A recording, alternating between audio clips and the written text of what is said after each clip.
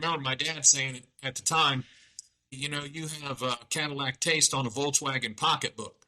So I thought at the time I either have to change my taste or change my pocketbook. So I decided to change my pocketbook. Like I said, 2008, when everybody was down, we grew 46%.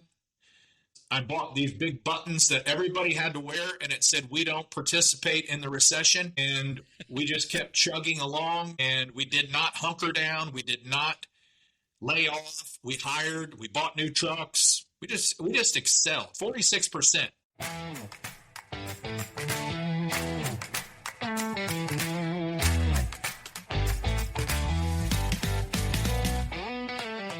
Hey there, and welcome to From the Ground Up Show, the show where we inspire and encourage the next generation of free-thinking leaders by telling the stories of those that have been there, done that, and are still getting it done, building a life that they love with their hearts, their hands, and their hustle. I'm your host, Eric Loden. If you guys are enjoying the show, enjoying the content, please help me out. Like, share, subscribe, follow. Make sure you leave us a 5-star review there on whatever platform you're listening on. And if you guys can hit that auto download button in your podcast app to make sure each episode gets downloaded automatically, that would be great. We'd really appreciate it. Today, I'm really excited to have Greg McAfee joining us.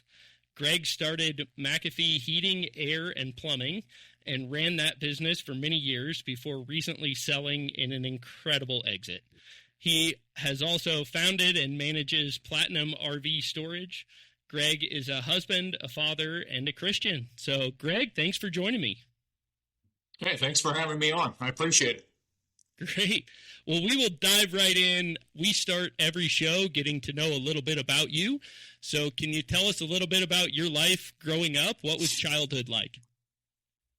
Childhood, we were basically a blue-collar family. My dad worked at Firestone Tire and Rubber Company, which was in Akron, Ohio, which was at one time called the rubber capital of the world. They had Firestone, Goodyear, Goodrich, and a couple others. And my grandfather retired from there, so my dad did what his dad did, and then I actually went to work for Firestone Tire and Rubber Company when I was 19 for a while. But before that, I grew up. Back in the day, I had a paper route. I actually delivered papers 7 days a week, and I worked a vegetable route where we actually used to carry baskets of vegetables door to door, and you got paid so much per basket. So I constantly worked since I was probably 12 years old. Had all through high school I worked and played sports. But I grew up in a blue collar, and my parents, they didn't manage their money extremely well, meaning they didn't save much, but we always had a home. We always had food on the table. We always had clothes on our back. But I remember I had two brothers, and I had a little bit higher taste than most people in my family. And I remember my dad saying at the time, when Volkswagen was extremely cheap and Cadillac was extremely expensive, my dad would say, you have a Cadillac taste on a Volkswagen pocketbook. So I thought at the time I either have to change my taste or change my pocketbook. So I decided to change my pocketbook. Now, I didn't always manage my money well. I made a lot of money as I was in my early 20s.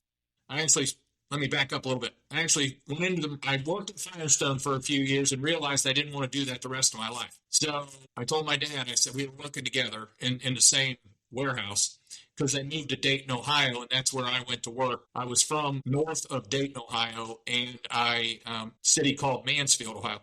But my dad said, if you want in, I can get you in. We're transferring to Dayton. Well, I'd never heard of Dayton, but I said, I'm in. So it paid good. I was 19 years old. I was the first 15 of 100 people going to be hired. And I went to work there, and I worked hard, broke records, loading, unloading tires, all those types of things. But I decided I just didn't want to do that the rest of my life. So I joined the Marine Corps, and I went in and served in the Marine Corps. And when I was in the Marine Corps, I took a random course for extra credit in refrigeration of all things. And I liked it. So when I got out, I was still in the reserves. Firestone held my job. So I went back to work at Firestone, and I took heating and air at night. and I got my 1-year certificate in heating and air. Took a 50% pay cut, which is good for when I speak at high schools and trade schools. It's good for people to hear this. You don't always start out at the top. So I took a 50% pay cut, went to work in heating and air. Within the first year, basically, he let me go. He said, "You'll never make it as a mechanic." I was devastated. Like I said, I took a 50% pay cut. I went to heating and air school. Now I'm fired. But he was right, because I was an average technician, but I had better ideas on to how to grow his business, and he didn't quite listen to me. So I went to work for another company. They put me in as a technician, trained me better, and about a year later, they actually laid me off, and they went under. He wasn't managing his business well at all. So in 1990, which has been 35 years ago, or 36 now, but I got married and bought a home and started McAfee Heating all the same year. Wow. That's a busy year. Yeah. So I'll stop there, and you can ask me some more questions, but that's the fast track to getting into heating and air. Yeah, that's great.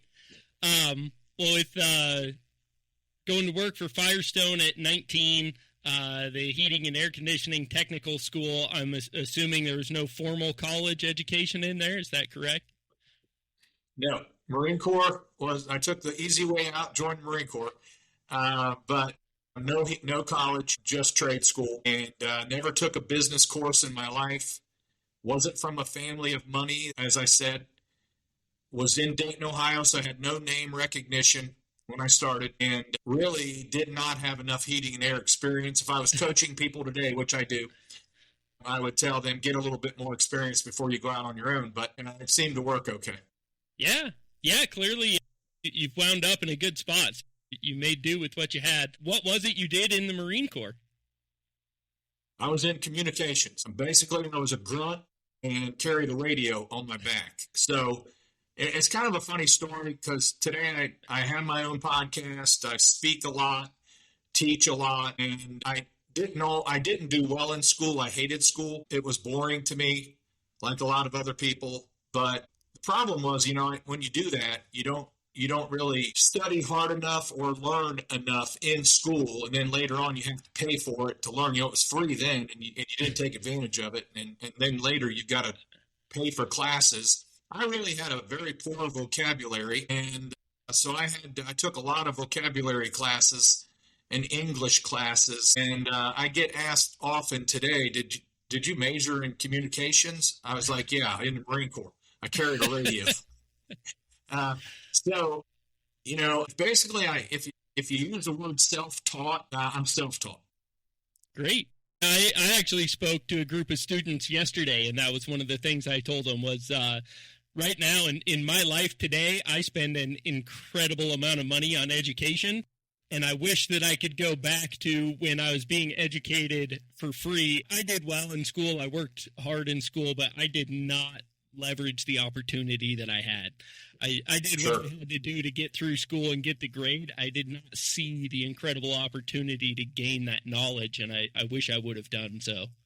So that's great. Yeah. So 1990, you start McAfee. Man, what were those early years like? You said you're kind of lacking in experience. You'd worked for two leaders that maybe were not doing the best job running their business. How do you get a start with that little experience and no business knowledge? Well, I remember I would sit down and write what I wanted to do. And a lot of things that I wrote each day was what I didn't want to do. So I'd go to work at these heating and air conditioning companies, and I would figure out, I'm never going to do this if I have my own company. And I am going to do this if I have my own company. So I used to try to talk one of them into advertising a little bit more, so we weren't so slow during the slower times anyway. And advertising doesn't work. Well, it actually does. And that's why Nike and Budweiser and everybody else advertises that they're number one to stay number one. So I really got into learning more about branding and marketing and advertising. But back to that, I would really write down what I don't want to do. I don't want to be like this. I want to raise the bar. This was my goal from day one. I wanted to raise the bar in the heating and air industry. I wanted to have things like this: clean trucks, no paperwork on the dashboard, organized system in the back of the truck. I had uniforms from day one. I wanted to be a more professional heating and air person, even though I didn't even have a company yet. So, but it worked. And it was a gradual, for those listening that are having a slow start, that's okay. Slow is okay. Actually, I teach slow growth. There is nothing fast about my growth at all. And now that I've learned 35 years later, fast growth will take you under, for most people, faster than lack of capital. Because you're not ready for it yet. You don't have the capital to put into it, and you couldn't handle the growth today.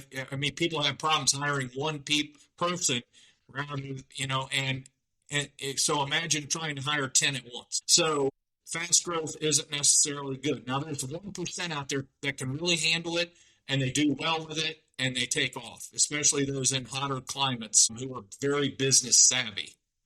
But my philosophy is slow growth. It's not a race, it's a journey.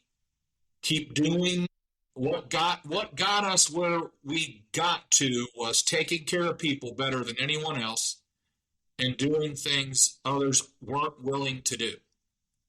And so from the beginning, what I learned was professional management. I had a professional company. I started hiring people and training them my way, a professional way. We had to wear uniforms. We had to keep them tucked in. You had to wear a belt. Now, some of this stuff came from the Marine Corps, but it raised the bar in our industry. And I had vinyl lettering, which is common today. Now you got the wraps and all that stuff. But back then, sometimes it was painted. A logo was painted on. It wasn't even straight. It didn't even look good. Trucks were dirty. It was very unorganized. It was unstructured. And I took my little world of Dayton, Ohio, and as we grew, people were like, well, if McAfee's doing it, we better do it. And that's what basically how it got to a huge way of doing that. From shoe protectors, we were the first one in the market to wear shoe protectors. I even did a TV commercial on it. It exploded. And now guess what everybody else had to do? They had to go out and buy shoe protectors because they weren't allowing people's homes without them. Yeah. But that's an example of how we raised the bar in the industry. And then I started teaching, coaching, holding boot camps. I'd like to say I changed a little bit of the industry nationwide, because people would come from all over for a 2-day business boot camp to Dayton, Ohio. And if you come to Dayton, Ohio in October, you're not coming there for the excitement. You're coming there to learn business. And they would take ideas back with them. So it's very important to me to run a professional managed business. And we started off at a kitchen table. We built a garage behind our house. But if you walked into that garage, it was the cleanest office you would have thought you were anywhere. And then, 10 times that later, and my last building was 30,000 square foot, it looked like a medical facility when you walk through the front door.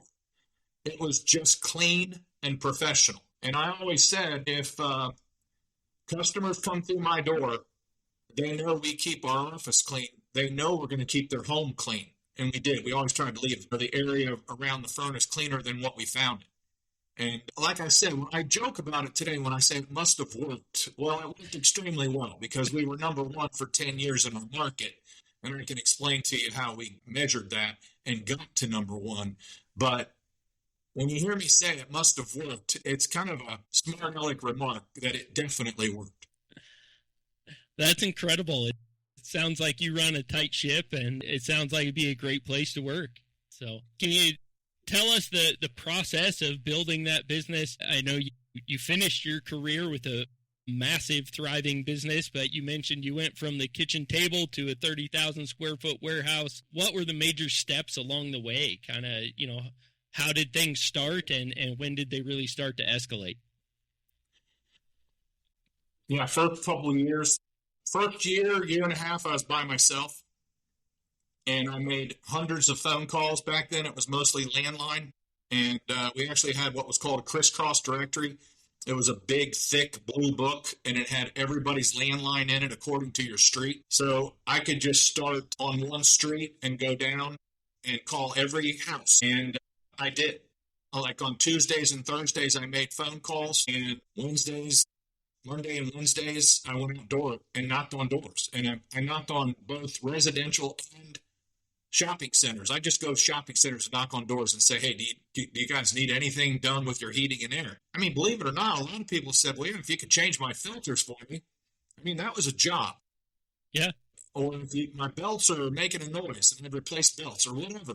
But it was, for the phone calls, I had to make 100 phone calls to get one schedule. And my wife was very patient. She worked outside the home then for the first probably 3 years or so in business. And but I would have sticky notes up on our cupboards. Today we laugh and say that was the invention of the D board because of the schedule. But so we would have sticky notes on the cupboard. If she'd come home and there were more sticky notes, that meant there was more work.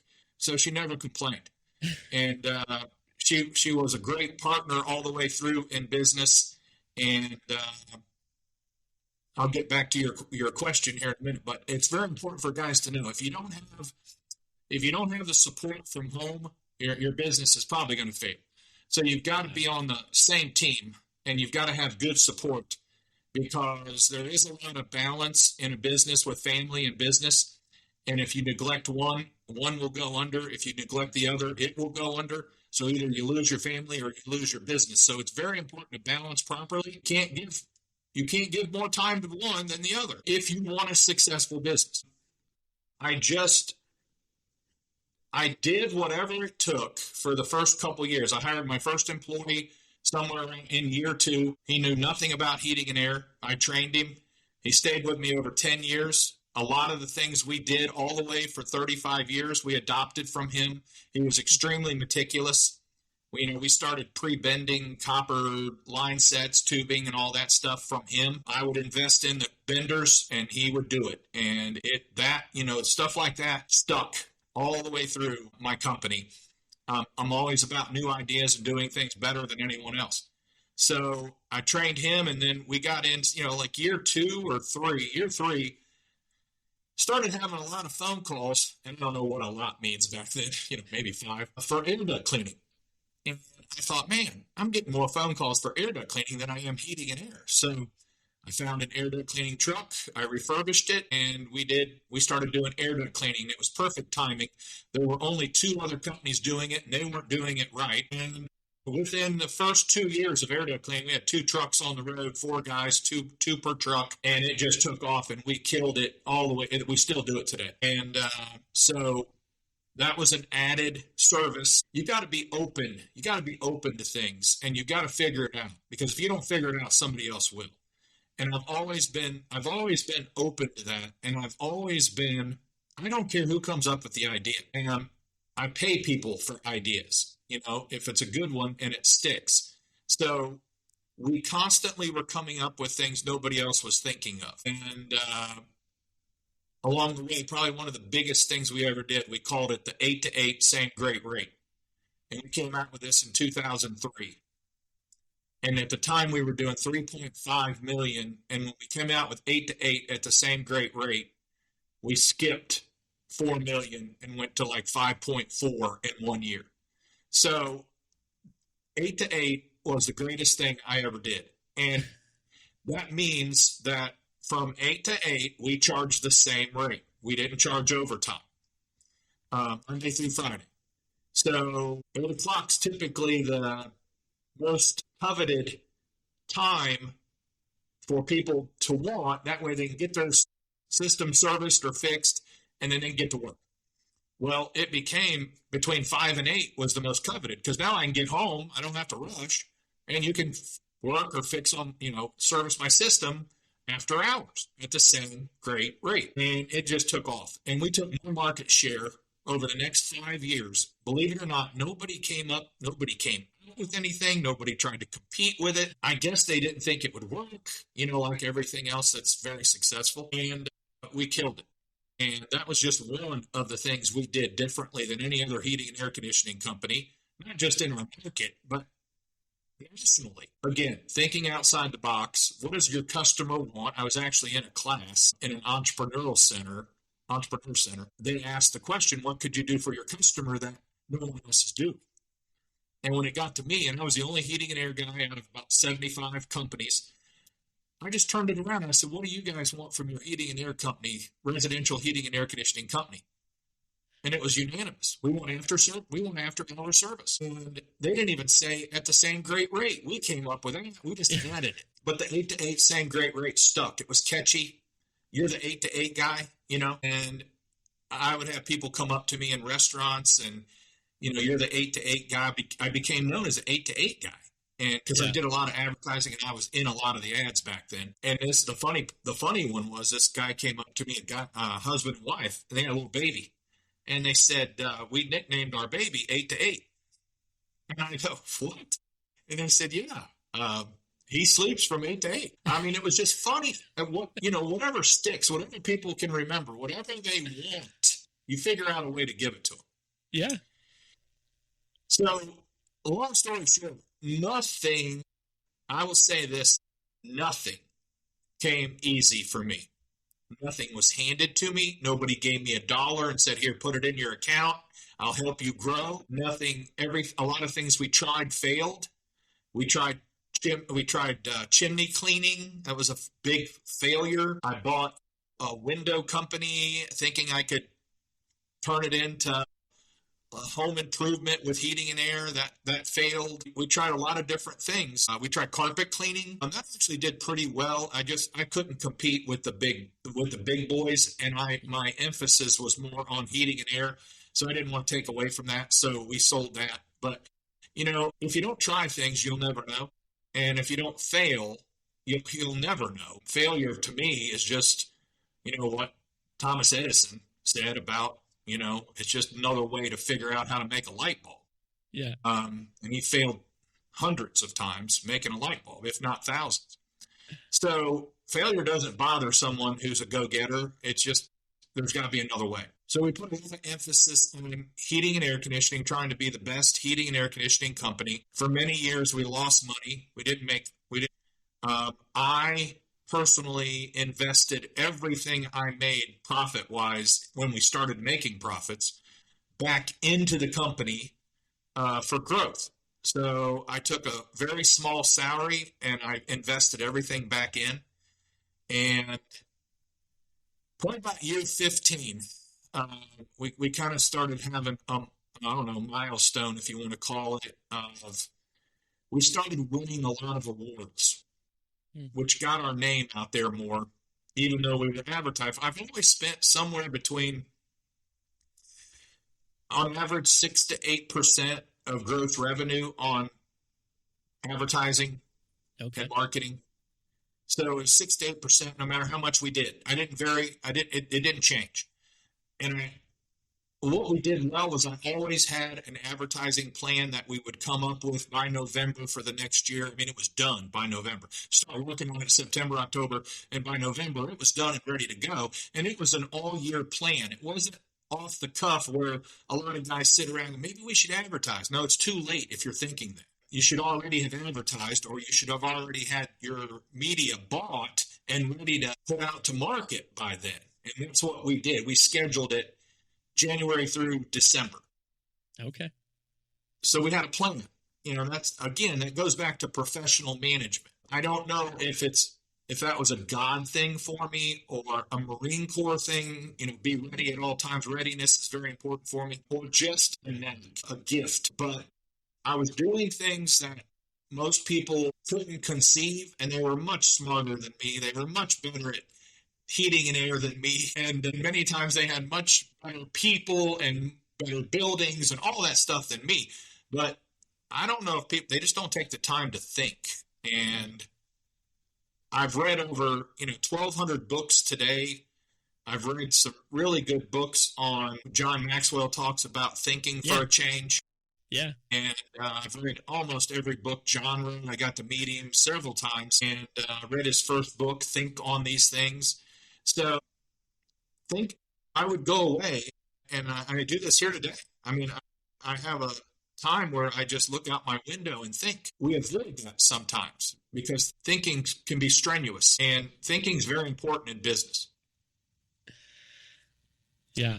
So I'll pause for a minute. Oh man, that's good stuff. Man, I could listen to you talk all day, I think. But you've clearly been through some things. You've been through some ups and downs. What was the most difficult step in building your business? A lot of times it was waiting because nobody likes to wait, and I'm very impatient. And I would see other companies coming in, and they had newer trucks. By the way, I started with $274 and a used truck with no air conditioning. So I would see other companies coming in. They'd go out and get loans for new trucks and all this fancy stuff.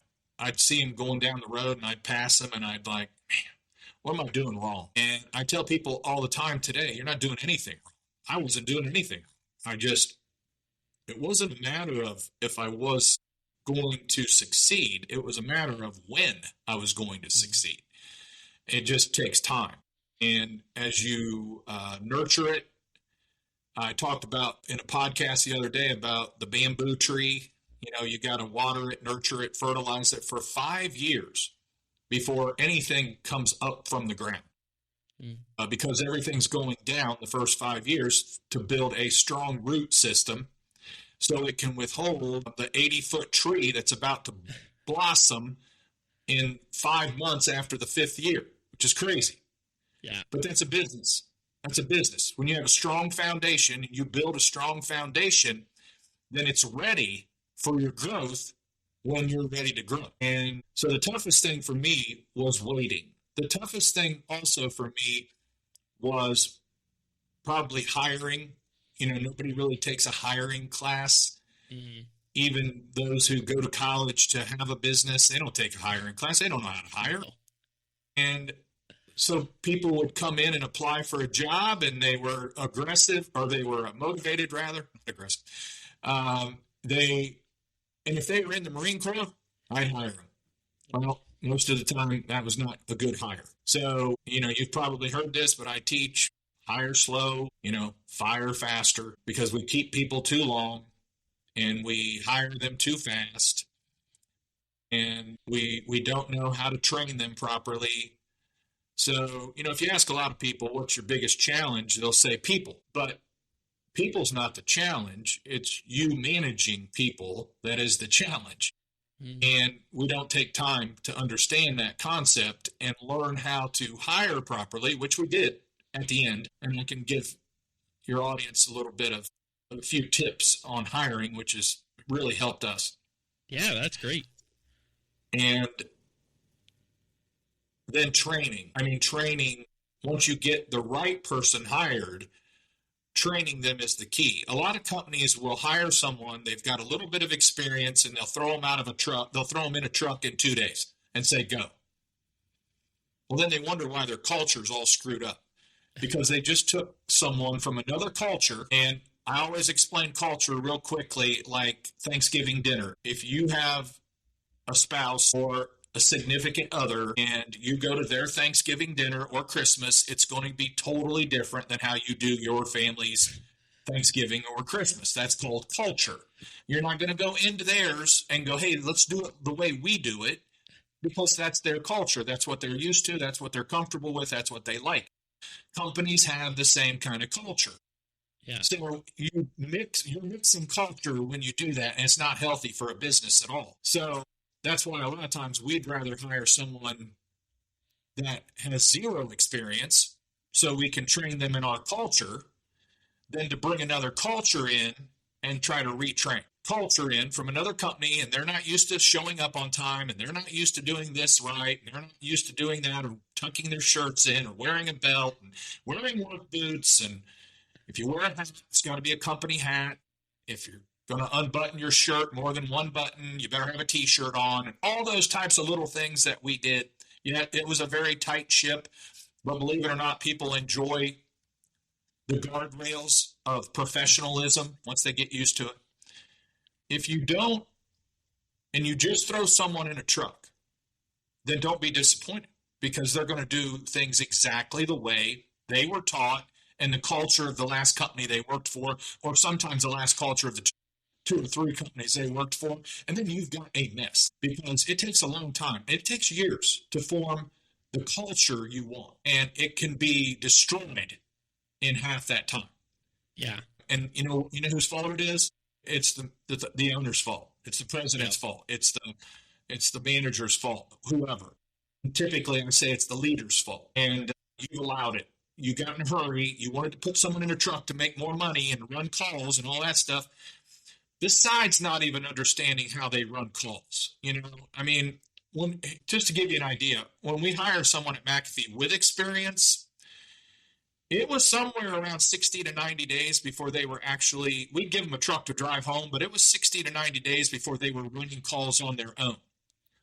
Because we wanted them to see from maybe the top 5 technicians how we do things. So we're going to put them with the top 5 and let them work with them for 60 to 90 days before we say go. And then all the 5 have to agree they're ready. Because a lot of people, just because they have experience doesn't mean they're ready for your company. No. Now, some companies will say, I just can't do that. We need them now. Well, you take a chance.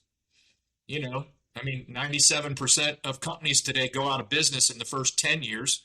So if you want to be the, 97 out of 100, then go ahead and take a chance. But I'd rather wait and make sure they're extremely ready. And, not only that, even if they have an ego and even if they're some of the best technicians, they appreciate that. They appreciate being trained because then they know what's expected from them. And that's a whole nother class. Leaders don't give expectations enough, so employees and team members have no idea what's expected. When they know what's expected, they perform better. If they don't know what's expected of them, they just think they do. So if you want to retain people, make sure you let them know your expectations. You should be interviewed during an interview process too. I tell people all the time, now I haven't interviewed in years, but I used to tell people, if they don't ask me 2 or 3 questions at the end, I'm not hiring them. And a key question should be, how do I excel here and how do I succeed here? When they ask those kind of questions, they're hired because they're asking the right kind of questions. Yeah. So, that's good stuff. 15th year, we started excelling. We started winning all kinds of awards, integrity awards, best places to work, best contractor to work for nationally, all those kind of awards over the next 15th, 16th, 17th year. Our name got out there. We were growing faster than we ever had.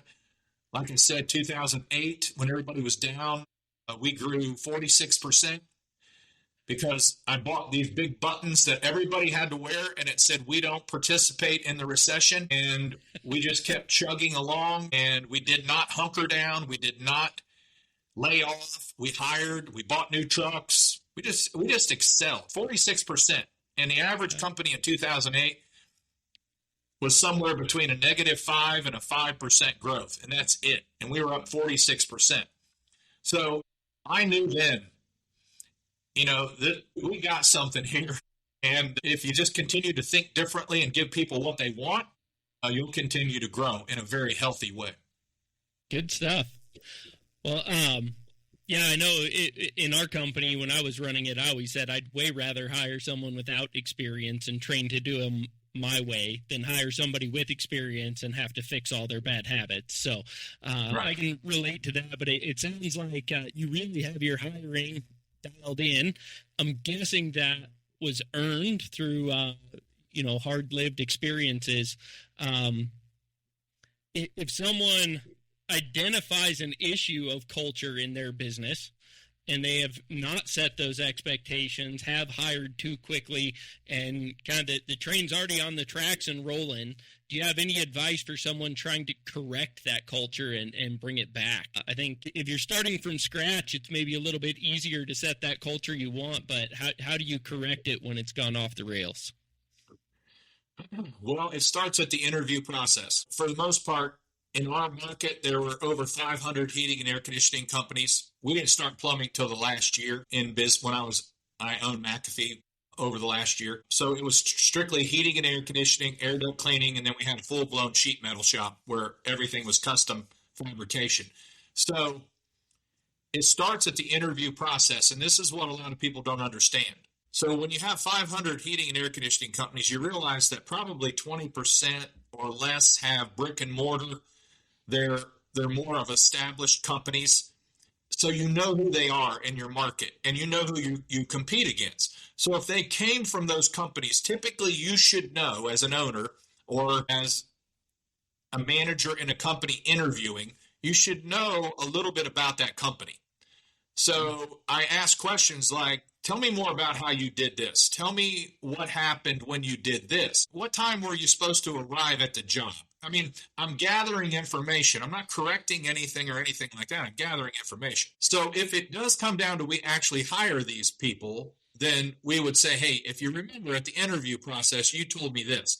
Is it going to be a problem for you if we tweak that a little bit and we say, you have to arrive promptly at 8 o'clock for a service call, and you don't go to the door until 1 minute till, or you have to wear shoe protectors because you've never worn them before. Typically, I mean, it's a high bar, but if you're number one, you want high quality players. You're not going to pick, you're not going to pick low ball players here. You want high caliber players.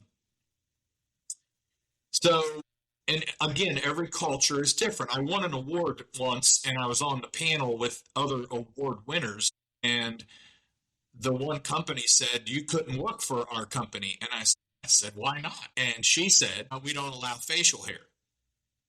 I said, well, that's cool because it's your company, and I don't have to work for it. But if it works for you, that's fine. It worked well for them. They were bigger than us. But that was their culture. That's what they did. That's up to them. You don't have to work for them, right? So every culture is different, but that's what we will do during the interview process because, let's face it, most people interview someone once, maybe twice, and that's it. Mm-hmm. And a lot of times people get hired because you need someone so bad the first round, and that's about the worst thing you could possibly do most of the time. There's occasions where that works, but it's rare. So our interview process would go something like this, and I think it's changed a little bit. So my interview process would go something like this. So manager A would interview, and then he or she would rate that person. If they were really good, they might go get someone right at that time and bring them in and say, hey, I just want you to meet this person for 5 minutes, and let's see what you think before we go to round two. But round two would be another day. And depending on the caliber of the person, we realized in our industry, you got to get someone hired because they're going to go somewhere fast. Yeah. But if they wanted to work for the number one company, they also will stick around a little bit longer through the process. So then number two come in with a different manager and maybe a key or lead technician along with that manager. So now we get 2 or 3 people opinion. And then the third one, by the time we got to the third one, and nobody shares any information before the interview because I don't want to distract you on thinking I really want to hire this person. I just want you to tell me what you think. Gotcha. So by the time the third one came along, then we would meet together, the 3 people, the 4 people, the 5 people, whatever it was. And we would say, what did you like? What did you dislike? And if the pros outweighed the cons, then we would make them an offer. But before we made them an offer, then we would go to them and say, like I said, hey, here's what we're going to expect. Well, I don't want any surprises. I tell people all the time, I hate surprises. Here's what we're going to expect. Here's what you will probably need to change because we're not going to do it that way at all. Here's what we can work with, but would you be okay if we showed you a different way? And most people go, yeah, I want to know the best way. Okay. do you have a problem doing this, this, and this? And if they go no, then we'll make them an offer. And now lately, and this will help your entire audience who's hiring younger people, and younger people means 18 to 22, maybe 23. A lot of people. The category of younger people gets bigger the older I get. Yeah, exactly. For me, it could be 40-year-old. I don't know. But everybody, I get a lot of questions on how did you hire 18-year-olds right out of high school? Because we did. We eventually put together a complete training program with a complete training lab that had probably 10 to 12 operating systems in it, with a complete training in school lab, desks, and training inside, external, internal. And anyway, we had all that. So we could hire someone. We partnered with a HVAC college, so they did all the accreditation work, and we did all the training. So, but anyway, so we hired an 18-year-old. Did you provide training for people that weren't prospective employees? You did training for other people at the college, or only for your own employees? It was 90% our own, but a lot of times other colleges, if they would lose an instructor or something like that, we would help them and put the whole class, maybe 15, 20 people through their last quarter to get them graduated or something like that. But we really didn't bring in a lot of people outside of that. Okay. Yeah, that's pretty cool. And this was for in-house company employees. It was one of the best. It was one of the best labs for training, because we had multiple things going on, from cutting holes in a roof to put a vent in, to measuring ductwork, to we had like 10 thermostats on the wall operating so we could program them, set it up. Of course, the troubleshooting furnaces, air conditioning, heat pumps, all that stuff. Disassembling a motor, putting it back together, all those types of cool things. So it was pretty cool. But what we did with the young people, here's what we learned. How are they going to stick? Because the statistics show that hiring an 18-year-old, they're less likely to last a whole year. Okay? That's just a fact. And there's many reasons to that. It could be the company problem, it could be management, or it could be the individual. So how do you hire and get a 18, 19-year-old to stick? Well, we found when you ask questions like, tell us about some responsibilities you had growing up. Did you have to make your bed? I mean, we asked that question. Yeah. You've had to make your bed, and you have a side job during high school, and you had chores either around your house or in the neighborhood, you just were more likely to stick and be more of a success at our company. And so we would sit down and we would brainstorm better questions for that purpose. And it just got better and better and better. We role play. Role play, by the way, is extremely critical with technicians, sales, installers, office staff. You role play. You role play, you role play, you role play. If you're playing a professional sport, you better believe you're going to practice. You don't go out on game day and be the best. You've already practiced all that. You've gotten good at it in practice. So why don't we practice in business? I mean, we did. And we did a lot until people were sick of it. I paid people to come in, new people, new faces, to role play with us because I wanted their perspective. How did that affect you when he asked you that question? What did it make you think? Did you want him in your house?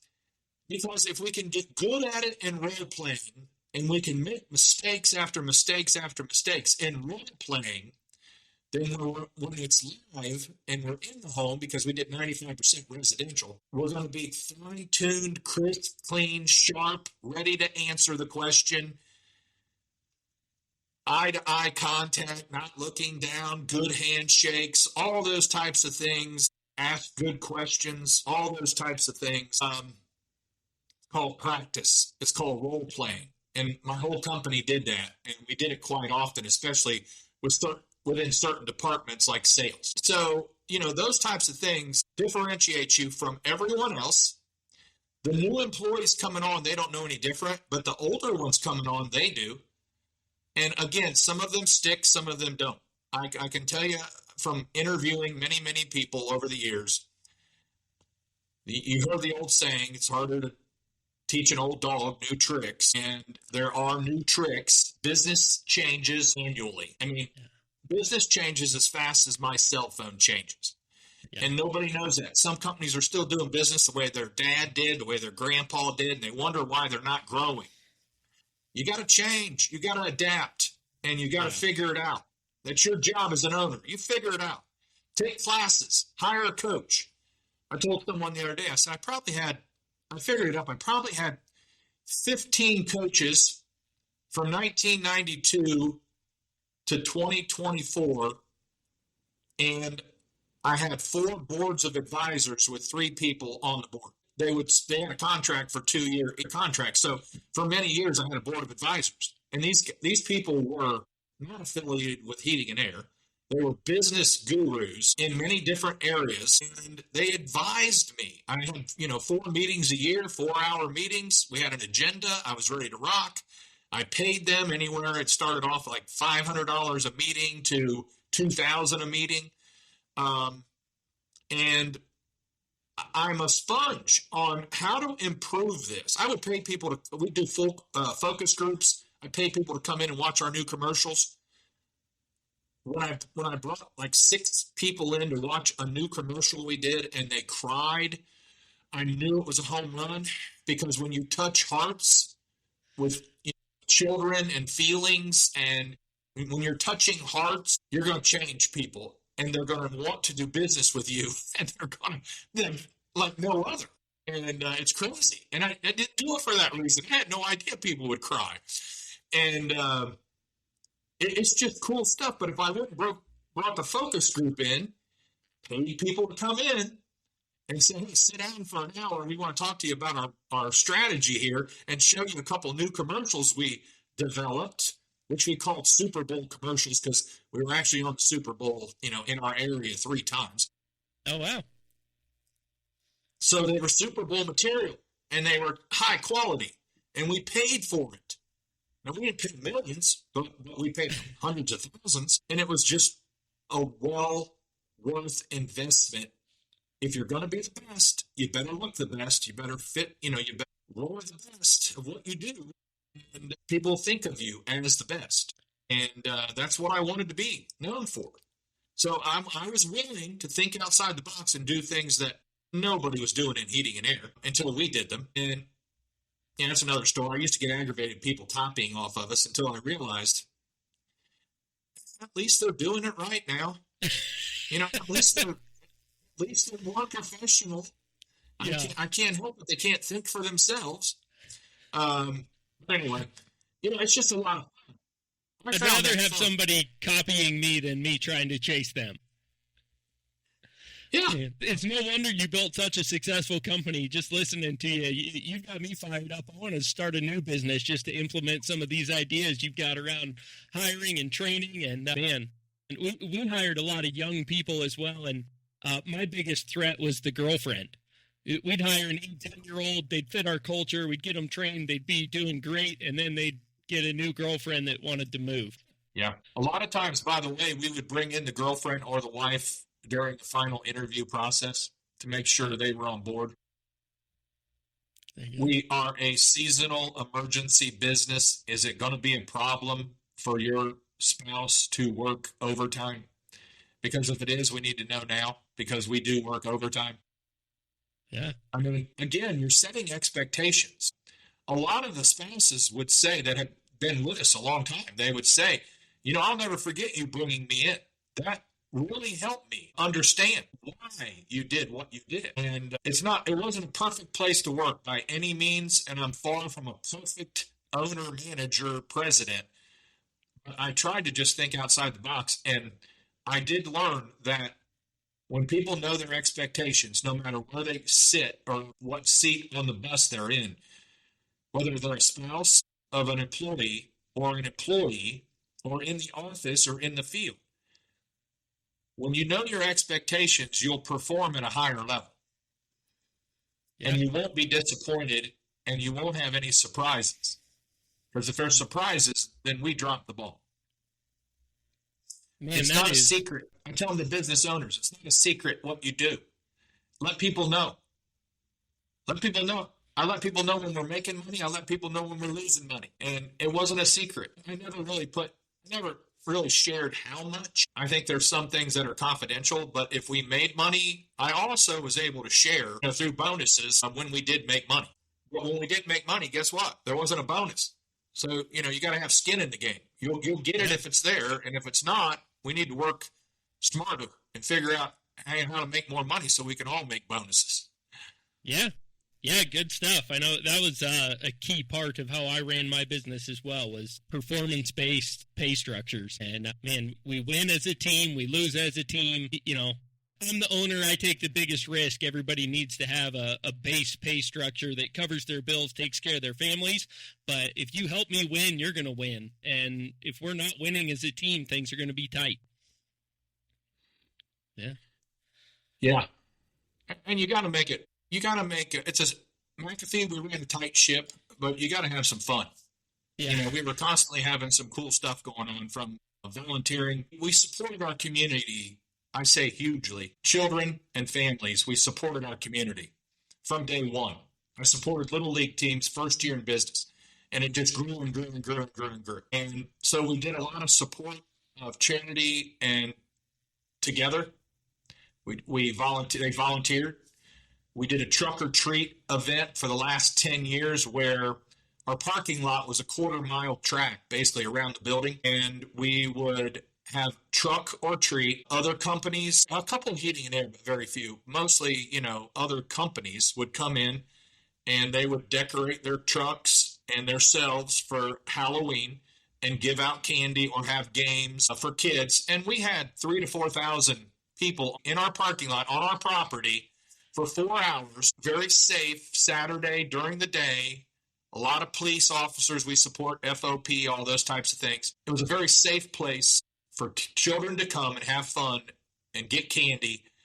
And it was community effort. And a couple of years, we'd have 90% of our employees volunteering. And we purchased Christmas gifts for children who would not have Christmas without us. Just some cool stuff.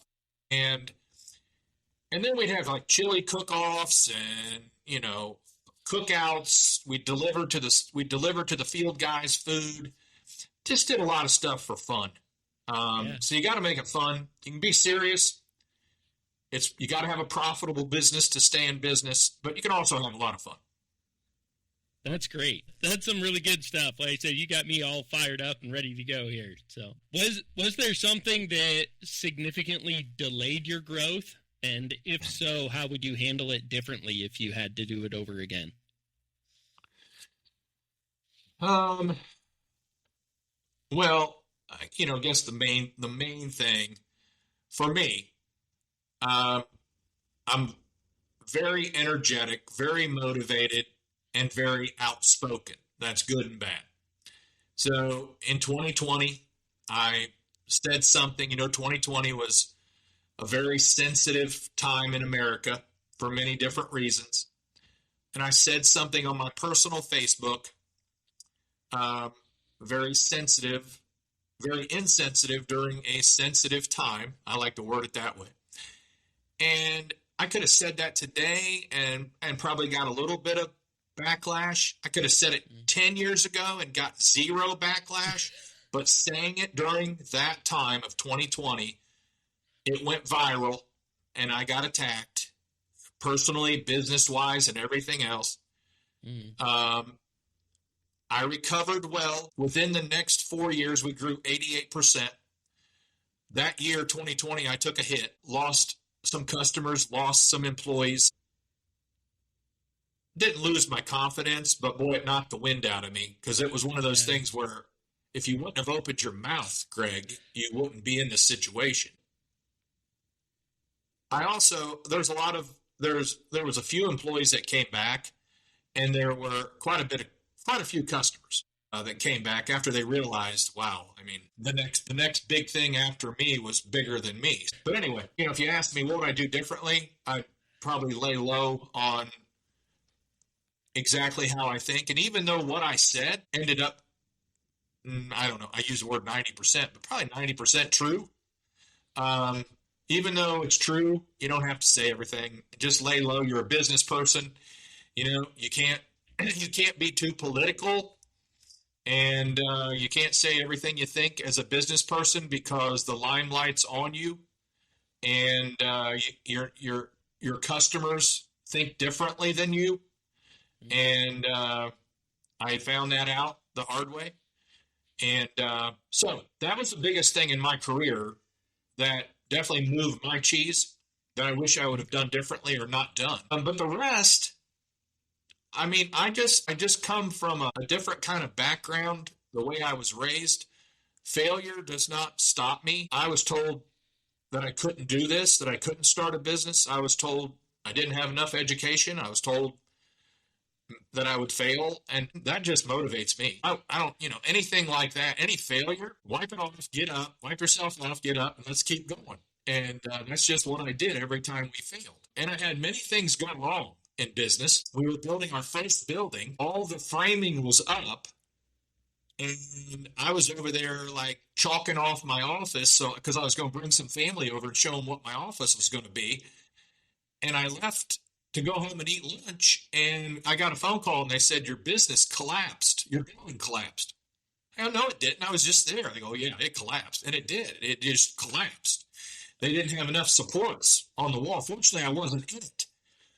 So it already had four walls of block, and everything collapsed. So we had to start all over. Oh man. It was devastating for a minute, but we kept going, and it got built. And it probably delayed us a month or so. But there's just a lot of things if you don't expect anything to go wrong, you're going to be very disappointed, because if you're an overachiever, if you're trying to make things happen, if you're trying to provide jobs, put food on many tables, things are going to happen. They're not always going to go right. And how you react to how they go, it will determine your success in the next 5 years or the next 3 years or the next 10 years. So you just need to be prepared. And nobody is at first, because you're like, oh my gosh. I mean, I started air duct cleaning, and I was sued from one of the other two companies for using the term air duct cleaning because their company name was Air Duct Cleaning Company. I mean, that would be like suing someone for using heating and air conditioning. Yeah. So I was devastated. I was, a young company. I didn't have squat. And here, this big attorney's writing me letters and suing. There's guys suing me for using the term air duct cleaning. So I got with my attorney, who I didn't even have an attorney at the time. I got with a friend's attorney, and he said, I got a quick fix for this. Can you put the name McAfee behind the air duct cleaning? Yeah, I think I can do that. And I did. And he registered the name McAfee Air Duct Cleaning and would solve the problem. So it wasn't that big of a problem. But scared me to death, right? I'd never been sued in my life. And I'm just a young businessman trying to provide jobs and make a living, and I get sued. So expect it. Just expect people to not like you. Expect people, now I'm not talking about like customers. I'm talking about people in general. When you start succeeding, for some reason, it's human nature. You've probably stolen or did something wrong to make your money. If you just expect that, you won't be disappointed, because I've been attacked in that way too, that, it's sad that the people that won't get up and go out and try are the ones who attack people who do. So, but if you get used to that, it's just part of life. And you can believe all the wealth, the top 100 wealthiest people in the world are attacked the most. Oh, yeah. So, you got to have broad shoulders, and you've got to be prepared for negativity and still take care of people and still smile and still do what you're called to do, because I believe being a business owner is a calling. I believe I couldn't have done what I did without it being a calling and not having the experience I really, quote, needed to be in business. So it was a calling for me, and I took it very serious, and I took paying people very serious, paying them as much as I could competitively, paying my taxes. If someone came in and bought a $10 filter, it went in the pot and we paid taxes on that. There wasn't any side work. There wasn't any cash jobs. It was extremely unprofessionally, professional management. I got audited. I got audited by the Department of Labor because one of my employees turned me in they said I charged them lunch when they didn't take lunch. So it was, those are things you run into, and they typically go back 2 years, but they couldn't find anything in 2 years. So they went back 3 years, and I had to pay a fine. I think it was $60,000. Well, that's a lot of money, but yeah. They even told me typically, we get a $150,000 fine because we find all kinds of stuff. Well, they couldn't find enough. Meaning, you were taking lunches, so we just automatically took your 30 minutes for lunch because we found out you were taking lunches and not writing it down. But anyway, they didn't like that. So people will turn on you, and that's okay. You still have to take care of the rest of your flock who do appreciate you. And remember, you're providing jobs and you're putting food on a lot of tables. Yeah, they're working hard and they're working for you, but you're providing jobs and you're putting food on a lot of tables. And there's a lot of responsibility and a lot of liability for doing it. And don't be ashamed to make money, and profit is not a bad word.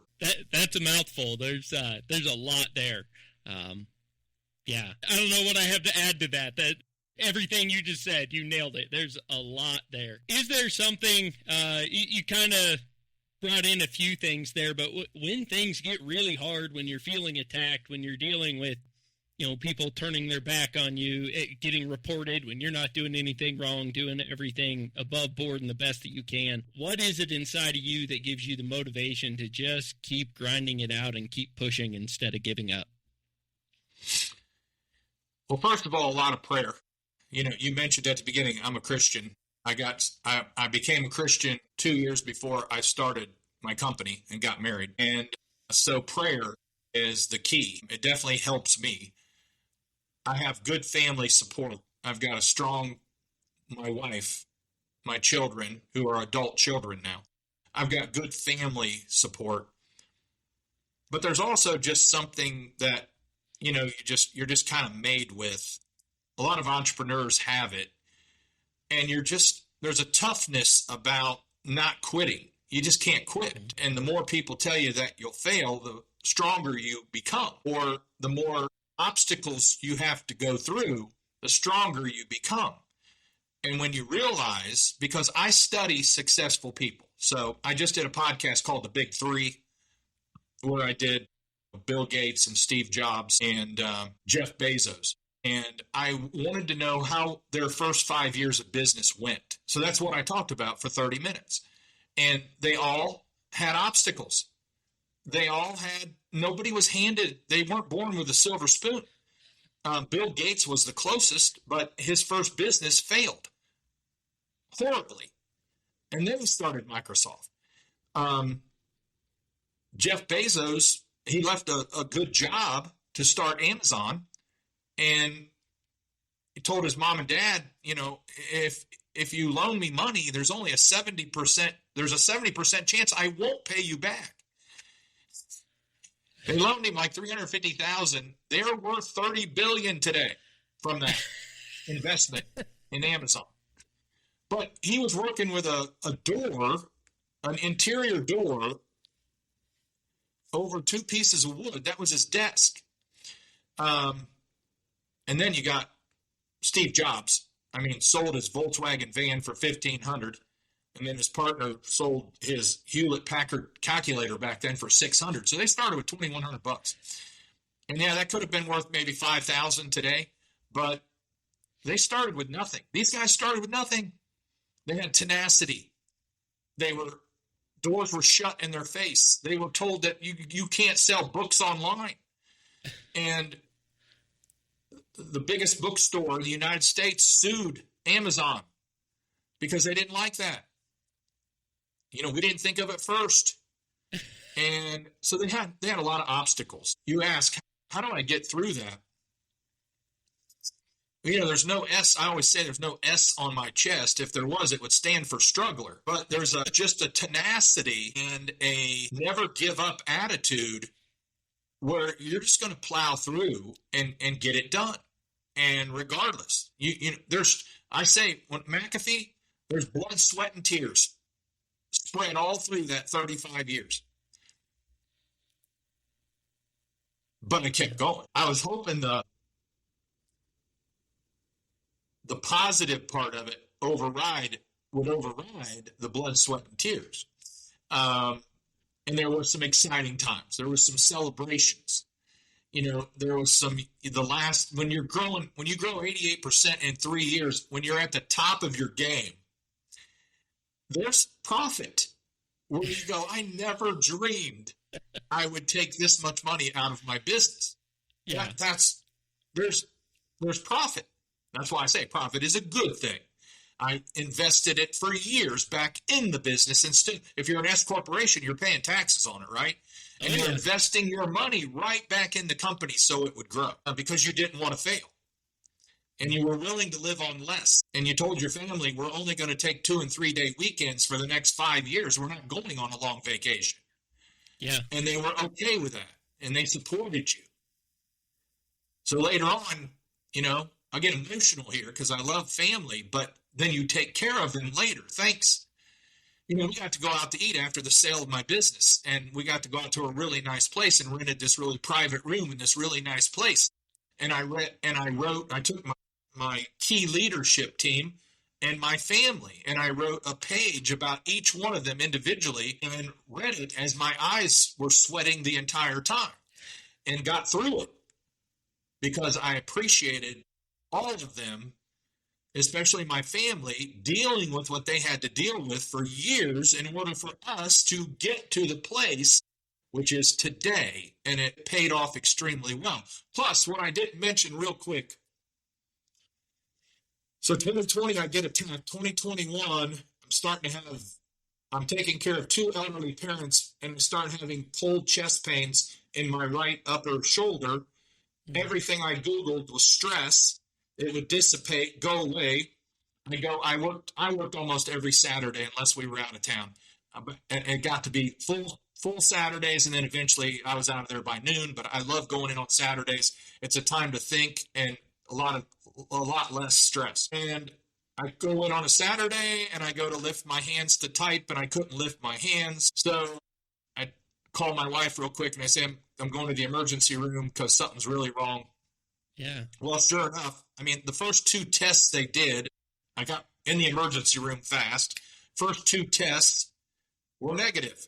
If they would have sent me home then, I'd be dead. Because the third test showed my heart enzymes were elevated, and I was either having a heart attack or already had one, which led to the heart exam of my widowmaker was plugged 99%. My right coronary was 99% plugged, and 3 other ones were like 90% plugged. So I had a quintuple bypass that next morning.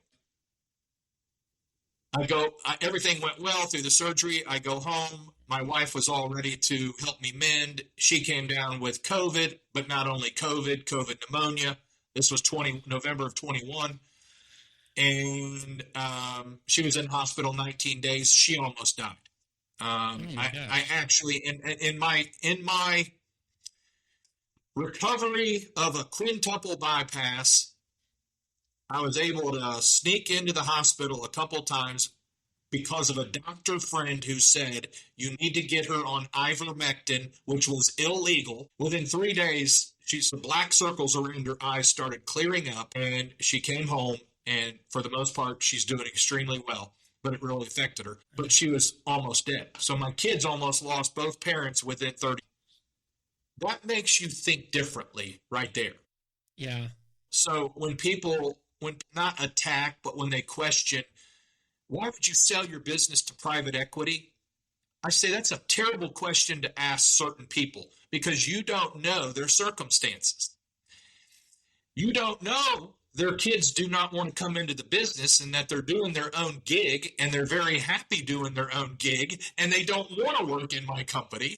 Well, you don't know that there's health reasons and that it's a perfect opportunity for you to get out of your business. So before people attack someone for selling to private equity, they need to know just a little bit about them. And actually, it's really none of their business anyway, because it's not their business. Amen. So it cracks me up how many people are still interested or consumed of how you sell your business, But anyway, it was perfect time. I'm glad we're okay, but that does make you rethink everything, because if you've ever been in heating and air, it's 24/7, 365 emergency business. You're never done. You're never off. No matter who you are in the business, it is just nonstop. It's a great business. We had fun. We served thousands of people, tried to do it better than anyone else. We made really good money doing it, probably especially the last 10 years. And it was the American dream, but it was also time to sell. I was ready. I was done. I went out at the perfect time, and I had all my ducks in a row, running a tight ship. Our numbers were to the T. 5 months of due diligence, they really couldn't find anything, and we had one of the highest multiples, and we had a very strong EBITDA. So put those two together, and you walk away feeling very confident in what you built, and pretty excited for the family, because the next stage. Like I said, I'm sitting here at Platinum RV Storage Facility, which we built from scratch on 32 acres of farmland. We're only in phase one. We've got 90 units under roof, and one day, it's going to be the largest indoor climate-controlled RV storage / boat, motorcycle, custom car in the United States. So we're excited about that. It's just another goal to hit. Yeah. Without all the stress, without as many people to run it needed. But it's called refiring and not retiring, because I still need a place to go every day, and I still need a challenge. And I built that, fortunately, before I even sold McAfee. So I just say we've been blessed. It was good timing, and I'm looking forward to the refirement over the next couple of years, which means, what are you going to do with that, Greg? Well, I really am into family generational wealth, family trusts, all those types of things, which we're going to be able to do. And we've had a foundation, the McAfee Foundation for Children and Youth, since 2006. So we just get to help more children and families. So I'm excited where we're going. That's awesome. And with you running it, I have no doubt that Platinum RV will be the biggest company in the country, probably sooner than anybody expects. I'm excited to see where that goes and what you do with it. That's cool. Thank you. I appreciate that, Eric. I had that on my list of questions a little later, but you dove into this a little bit. So can we talk a little bit more about your exit? You mentioned you had a really healthy EBITDA and a high multiple. What details are you comfortable sharing about your exit and that process, and just walking through that? Well, you don't know what you don't know. And I have really good friends that have sold their companies much bigger than us, much bigger than ours, more zeros. And they did extremely well for themselves. But nobody can explain just what that due diligence looks like or what it feels like. I mean, how much can someone really, how deep can they go? Well, they can go pretty deep. And typically in a private equity company, they might have 10, 12, 15 attorneys on your company only, your case per se. And they dig in deep with everything. They dig in all the financials, all the legal, the environmental. They dig in, and they dig in on you, your background, everything like that. How much risk am I taking buying this company? And if you were writing a check for that big, you would want to do the same thing. It's just that they've done it more and they know how to do it. So the due diligence part, I recommend highly. You have to have a team to help you. And as a business owner, especially me with my personality, I probably take things more personal. It's my baby. I started it from scratch. What do you mean you're questioning me? I just didn't need to be part of that. I needed someone else to filter all through that, which I did. I had an operations manager, an accounting manager, and they did all the filtering and all the questions. And I very rarely had to get involved, which was a good thing. It wasn't that I couldn't do it. I just took things too personal because it was mine. And sometimes you need someone to manage that purchase that is separate from any emotions. Yeah. And it'll go a lot better for you. And honestly, they're just looking for answers. Yes, no. Tell me why. That's all they're looking for. Once they get that, they move on. But you've got to be prepared to sell before you sell. Because I did a podcast the other day. 87% of businesses will not sell because they're not ready to sell. They're not sellable. They're not buying. Yeah. They're just not ready. They're not profitable. They're not in order. And I told a story about a guy that started the same year I did and came to me and wanted out. It's really sad. He just wanted $100,000. Just get me out. All he had was one truck left. He didn't have a customer base. I'm like, Steve, I'd love to help you, but you don't have anything worth $100,000. And it's sad because, what I built, he had the opportunity to build the same thing. He was actually much smarter than me as far as heating and air goes. But it just wasn't important to him. He made money and he spent money, and it came down to needing money, and he just wanted out. And I couldn't find any reason why I could give him that much.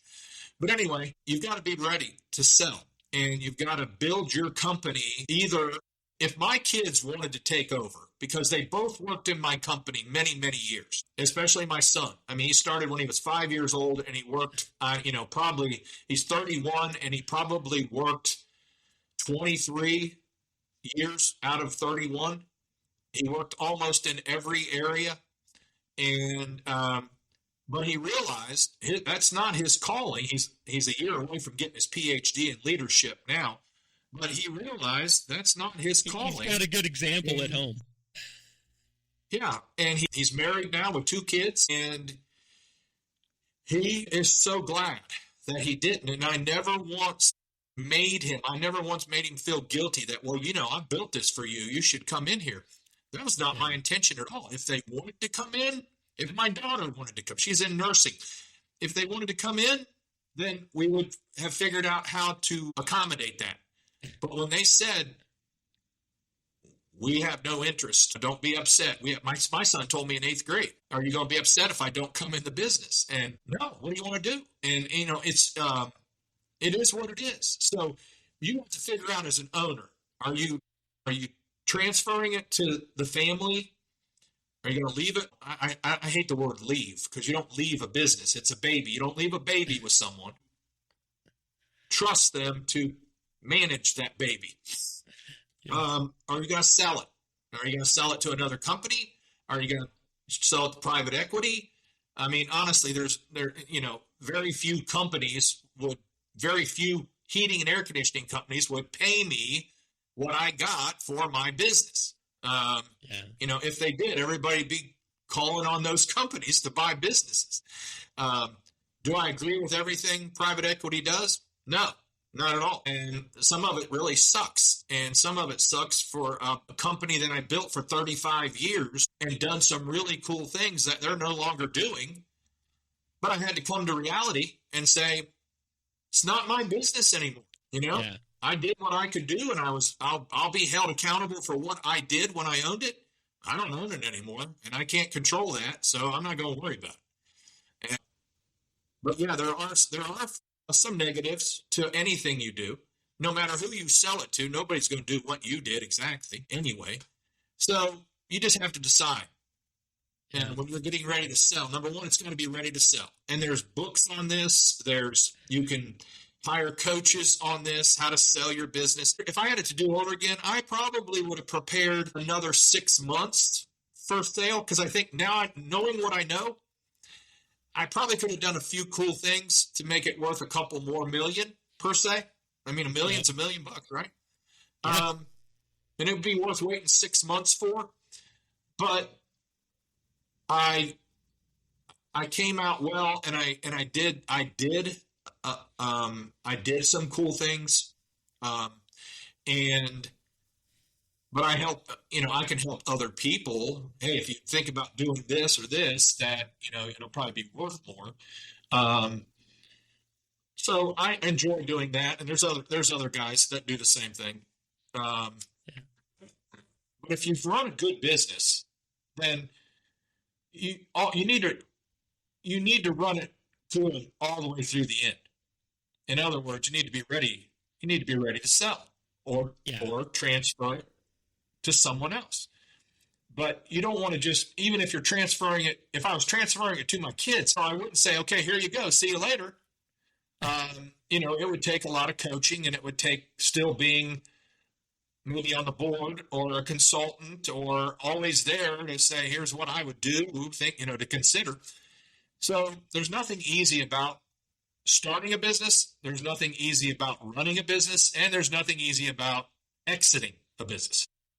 Amen. I can relate to all of that. And I had a lot of those same experiences in our process. I know I didn't have a whole financial team handling due diligence. I did a lot of it myself. And I remember getting frustrated one day talking to it was a PE firm that I actually ended up not selling to, but I was talking to their accountant. And like you said, they just kept digging and digging and digging and digging. And I said, what do you think? I've been paying more taxes than I was supposed to for the last few years. Like, you guys are the ones that came to me with an offer. I wasn't soliciting it, and you think I've been paying extra taxes on purpose? Like, it is what it is, and here it is. But man, they dug in. They dug through everything. So yeah, it's deep for sure. And I think you nailed it earlier, getting through that process, starting with the extreme professionalism, doing things right, paying all your taxes, recording all your income, running clean books. That's the start of all of that. That can make a big difference between a sellable business and one that's not, is just making sure you're doing stuff the right way and with integrity. Yeah, I didn't mention this, but I had a sister-in-law who set me up on bookkeeping the first year, and that kept us in order, because I went from her.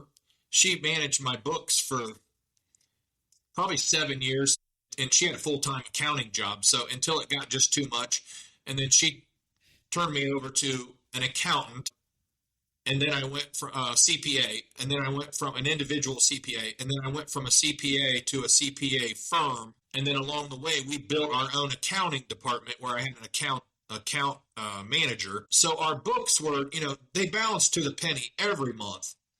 I was blessed I took care of her as well after I sold the business for getting me started strongly on my bookkeeping, because that's the key.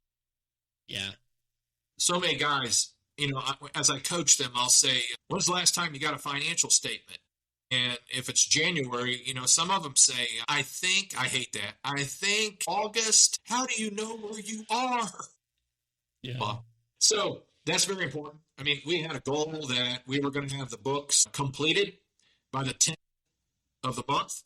So January 10th, we would have, December's wrapped up, and we stuck with it. And, sometimes it was the 12th or the 15th.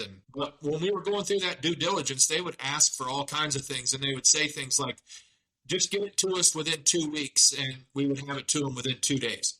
Because we already had it. All we had to do is find it. When you're that organized, and it's not me, because I couldn't do bookkeeping today if I had to. It was my team. When you hire strong team members, and you tell them your expectations. Now, I can balance a checkbook, but I couldn't balance the books, but I could tell them I wanted my books done by the 10th, and that's my expectation, and that's what happened. So, business is pretty cool. It's a structure, and it's fun, but you have to have a plan. You have to have a goal, and your goals aren't just about making money. Your goal is about structuring a business where the byproduct of all that structure equates to money.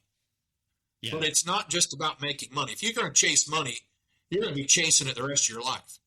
Everything we did was structured to, of course, produce a profit. Our pricing, I mean, if you've ever heard of Ken Goodrich, he's the guru in heating and air. He's out of Las Vegas. He sold Gettle for a lot of money, Gettle Air. I had him review my books probably 8 years ago. We were talking one day and he said, "Hey, just let me take a look at your books and I'll tell you what you're doing wrong." And I thought, you know what? I have nothing to lose here. Yeah. And he had been reading my articles for years, followed me a little bit. And he sent me an email like a day later. He goes, "I'll tell you your main problem." "What?" "Your prices are too low." I go, "Look, Ken, you're in Las Vegas. I'm in Dayton, Ohio. You're going to tell me how to price my jobs?" He was 100% correct. As we raised our prices, we didn't miss a beat. We actually sold more. People expected us to be higher, and we kept bumping and bumping and bumping them higher and higher. And when you do that, it just goes to the bottom line. You're not changing anything else. When you raise your prices, you're directing that to the bottom line. That was an eye-opener. Our sales team, at first they were scared, and they bought into it. And for about a year, every other month, we'd bump them up a little more, but nothing changed. We kept selling more and more and more. And then we looked at our parts, our service department. We'd bump it. So 8 years ago, we started becoming a much more profitable business. But we do all these things. That's an easy way to, jumpstart your profit right there, raise your prices. But all these other things we do creates the atmosphere to produce profit. In other words, you can't produce profit if you don't have a system. Here's a quick system we had. We start promptly at 8. We want to be done with a full replacement retrofit installation, including humidifiers, air cleaners, smart thermostats, and maybe an ionizer or whatever it is. We want to be out of there in 8 to 9 hours done. And that's with custom ductwork around the furnace, the takeoff and the return. And our goal was 8 to 9 hours. And for the most part, we'd hit that. Some jobs, of course, going into problems would be 10 or 11 hours. But for the most part, that's what we hit. And that was the expectation. So when you have your jobs priced right and you're getting done in 8 to 9 hours with 2 guys per job, it's very profitable. But without that system, we would not have been as profitable. Because remember, if you don't set the expectations, then you're relying on your team to. Maybe the team said, "I don't even think we should be doing this in one day. I think it should take a day and a half." Well, what's that cost to go back again? It's like a recall. It's a huge amount to go back again. So we want to be done. A day and a half really costs you 2 days because they don't get another half a job done, and the other, man, it snowballs. You go from super profitable to losing money off of the smallest little thing that nobody thinks matters. Yep. Boom. And when I first came in the industry, that was norm. 2 day for an install. And one company who had been around forever was a 3-day install. I'm like, what in the world? So when we first came in, we started doing, a 2 day, and I got it down to a day and a half. And I go, why can't we do this in 1 day? We figured it out. And then when we started our sheet metal shop, I've always been custom fabrication around the furnace. So everything's been custom made. When the sheet metal shop called me and said, "Look, I'm not interested in growing anymore. You're going to have to figure it out because I can't do any more jobs for you at that pace." That blew my mind. But I said, well, we either have to buy a company, we have to find another company, or we have to start our own. So I've always been good at organically start up, and that's what I did. I went out and bought some used machinery. I found a fabricator. We started our own. And at the end, for the last 7 or 8 years, we were under one roof with everything, our fab shop, everything. But when you own your own fab shop, you control how fast they make sheet metal. So if I'm tearing out the job and I have it tore out by 9 a.m., and we measure, and I have the measurements called in by 9:30, well, then I need the sheet metal delivered by 11. Okay, that's my expectation. Because if we can get it together by 11 and it's all together by 1, then now you're looking at putting all of it together, all that stuff, and we're out of there by 4 o'clock. So that, again, as a business owner, when people call me and go, how do you get your guys to do that? I'm like, question, wrong question. It's not how do I get my guys to do that? It's setting the pace at the initial interview. This is what we do. This is how we do it. And this is the expectation. Are you good with that? Oh, yeah, I get it. I get it. Well, if you surprise them 6 months into it and say, hey, I want you to do this now, that's not going to go well. So it's preparation, setting systems in place, procedures. Here's how to do it. I'm going to make it easy for you because I'm going to buy you every tool that makes your job easier. Because I can spend a lot of money in tools and save a lot of money in time. Time mostly costs more than tools nowadays. So anyway, I think you're getting the drift. But for the guys that can't figure out how to make their, I hate that word, make their guys do that, I'm not sure, maybe you should be an owner, maybe you should just go work for someone, because it's not making anyone do anything. It's explaining what your expectations are. It's explaining that I also pay bonuses if we do this amount. I want you to have skin in the game. I want you to make and be profitable yourself. So if you do these things and you get good at it, by the way, it becomes a habit. Guys have told me before I would never go back to the way I was doing it when I first got here. The other company I learned from, I'd never go back to that way because it became a habit.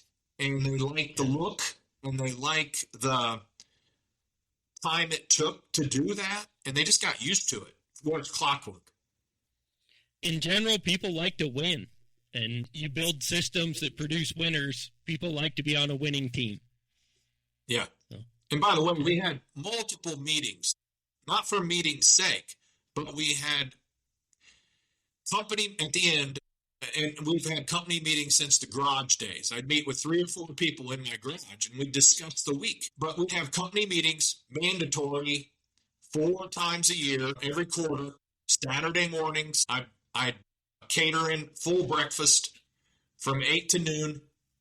And we'd have company meetings, and they would be extremely high energy, fun,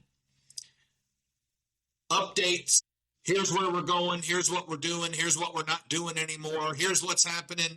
Need some volunteers. And then I had 1 hour called TWG, Time with Greg, 1 hour. And we were out of there before noon. And everybody was honest. Now, did everybody like it? No. I didn't ask them if they liked it. I just said, this is what we're going to do. Now, you could miss 1 meeting a year if you had a vacation scheduled or something happened, of course. But the other 3, you better be there. And it was very informative, and it kept everybody on the same page. Again, I get people calling me, asking me, what do you talk about during a company meeting? Wait a minute. You're the owner, and you're asking me what you're going to talk about? Seriously? What should you be talking about? So I start from scratch, and I say, what are some things you would want your employees to know? Well, I'd like for them to know this. Write it down. This is a great time to tell them. Yeah. Well, I'd like for them to do this instead of this. Write it down. This is a great time to tell them. Is it easier to tell them at a calm atmosphere with breakfast and fun, or when you're upset they didn't do something and you call them in your office? Yeah. Doesn't go well. So company meetings are critical to the success of a company. And you ask any successful company, they will tell you they have company meetings. Now, some companies are so big they can't get everybody in the same room, so they have multiple groups, but they still have meetings. Yeah. Yeah, good stuff. So now you're a little ways away from the exit of your business. Do you ever look back and second guess or regret that decision? Is there any hesitation at all, or was that the right decision? I will say this, which I'm going to write a book on it one day. Doing something for 35 years, day in, day out, loving what you do 98% of those 35 years, and you just up and leave within a 6-month period, I went through a moping period, I call it, and I could not put my finger on it. Was I won't say depressed, I was down. I had like lost myself. I had no idea that would happen. I was excited, but I would wake up down, and I'm not like that at all. If I get down, I'm down for a day or two, and we're back at it. But it was a moping period, and 3 months, 2 weeks, I interviewed 10 different people who sold their business and retired. I read books about transitioning. I had to figure out how am I going to get through this? Because I can't live the rest of my life like this. This is miserable. In 3 months, 2 weeks, I snapped out of it. And everybody I interviewed said, yeah, I went through that. Yeah. And some were only 3 to 4 weeks. Some were 6 months. But they all said, yeah, I went through that moping period. And one guy said, I would get up and get dressed to go in. And he goes, I was a mess. So once I realized, okay, I'm normal. I just got to work through this. I'm going to read stuff, how to work through this. I got through this. Did I ever regret I did? Should have not done it? No. Perfect timing. Couldn't have been better. Glad I did it. Opportunity galore. Now, I planned better than most. When you start building another business before you even sell your own, and then you get to transition right into your other, you got somewhere to go the next day, which I did. Thank God. Because I don't know, I probably would have been in that moping period much, much longer if I wouldn't have had Platinum to come to. And my son's here every day. He comes in here. He helps me with this. He's been here longer than me. I guess I just call that a God thing. It was just planned well. But no regrets. Oh, gosh, no regrets. I'll say this. I went as far as, now, do I miss some of the things? Gosh, I miss having an assistant because I suck without an assistant. I had an assistant for so long. I can't keep up on, I call myself a very expensive check writer. I'm writing checks here. I don't do this. Do I miss a lot of people in an office? Yeah, I kind of miss that a little bit. Do I miss some things? Absolutely. And I had, one person that was with me over 30 years. Yeah, I miss that. But I don't miss or regret anything I did. It was perfect timing. Couldn't have been better. Glad I did it when I did it.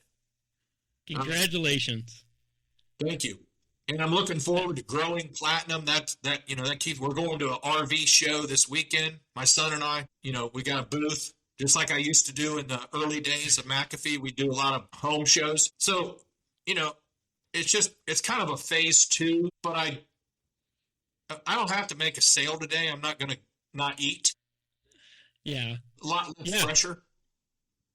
So a way better place to be doing it a second time. Still celebrate a sale. We lease a smaller place out here for $350 a month, and I'm like, we sold one, but I don't have to sell anything every day like I did at McAfee. I mean, if we don't sell, we don't eat. And that's how I said that for years. And I mean, we.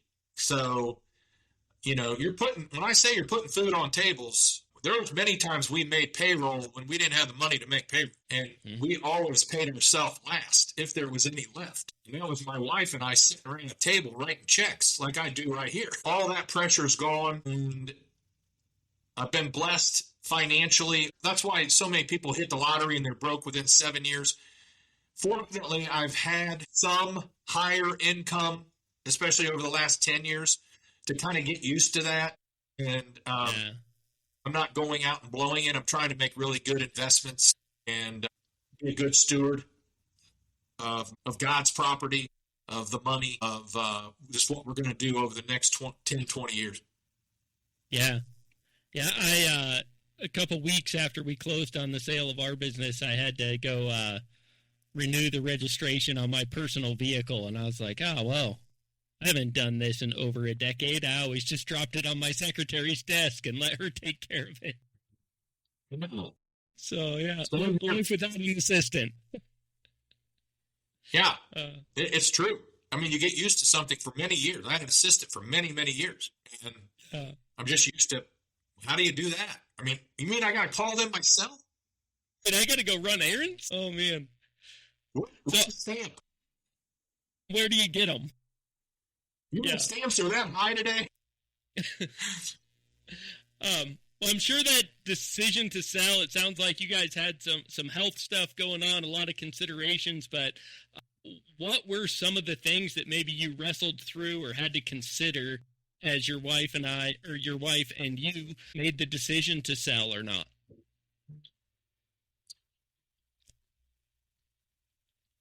Uh, Again, I'd say we prayed about it, but we talked a lot about it. About it's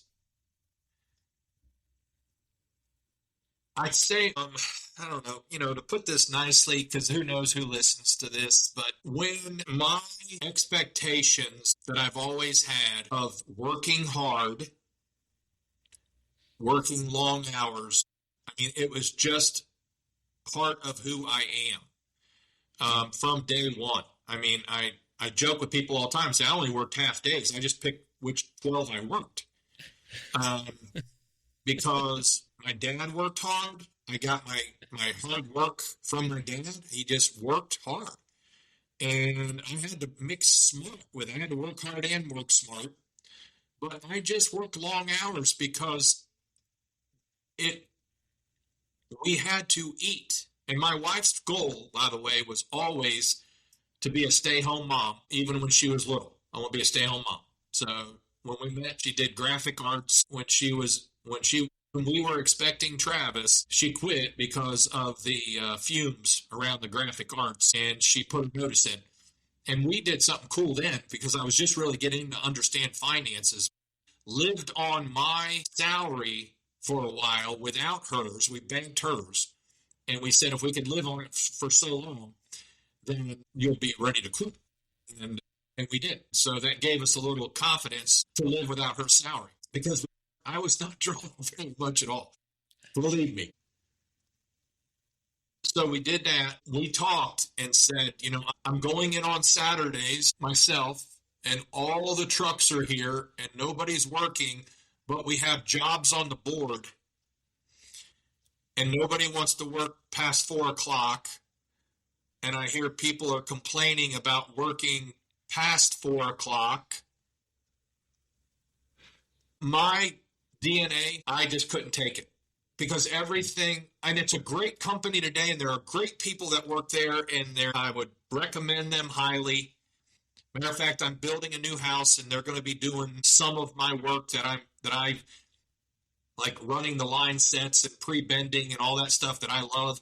They're doing that for me in my new house. Of course, I'm paying for it, but they're great people. But I said at the end, everything that I have done to get where I am, a large portion of the team no longer wants to do that. I can't stay any longer because it's not going to go well. I was getting an attitude. It was making me sick. So, if they have, this group that bought us have different ways. I mean, they'll just double or triple the workforce and figure it out. I wasn't going to do that. So that alone, it was time. When I say it was time for my mental health and for my health, for stress wise, I don't need another heart attack. I've lost 100 pounds since my heart attack without Wow. drugs or surgery. Congratulations. Good for you. Thank you. I did it in 1 day under 9 months, and I got off I was on 6 medications for high blood pressure and high cholesterol. I'm not on any today. I take a water pill. That actually helps with high blood pressure, believe it or not, just a water pill. So Okay. anyway, I don't need another heart attack. And that's why when I say a lot, it was just good timing, and it was time for me to exit. And I even went as far, I owned the building. They were leasing it back to me. I went by it. I had to go in it a couple of times, especially when I was going through the milking period. That was hard because things were changing, and I'm in there, and I'm like, it's making me more upset. So it's kind of funny now, but I was going through a moping period. Believe it or not, I do a whole story on bald eagles. American bald eagles go through a moping period around the age of 40. So that's why I called it the moping period. If you Google that, you can read about it. But I was going into building and I noticed changes, and I noticed certain things like my American flag wasn't being changed as often as I like, and some of the potted plants weren't being changed as often as I like. I don't need any stress. So I told my wife, let's do some numbers, because if I sell the building for this amount, I think we can make as much right now as we do in 10 years leasing it. And it came up pretty darn close. So I said, why do we need that real estate? Let's sell it. And I used the word godsend a lot, but it was just a godsend. The second person who looked at it made me an offer and wrote me a check for it. We closed within 30 days. Oh, man. So I've separated myself completely, which is less stress for me and gave me a little bit more income. We're building a new house. So I said, now we can do this, this, and this that I wasn't going to do yet. And that's freedom. And that's just nice. And so it was a good ride, and now I'm on another ride, and I'm going to make it a better ride. Oh, man, that's good to hear. That's good to hear. Is there a viewpoint or an opinion that you once held strongly and changed your mind about over your 30-plus year career? If I would change? Is there a viewpoint or an opinion that you once held strongly and it has changed throughout your career?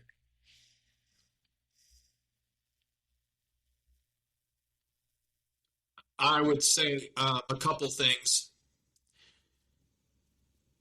Today, I teach business owners quit touching things. We touch too many things. We should be employed from the neck up, and if you're not, you're touching too many things.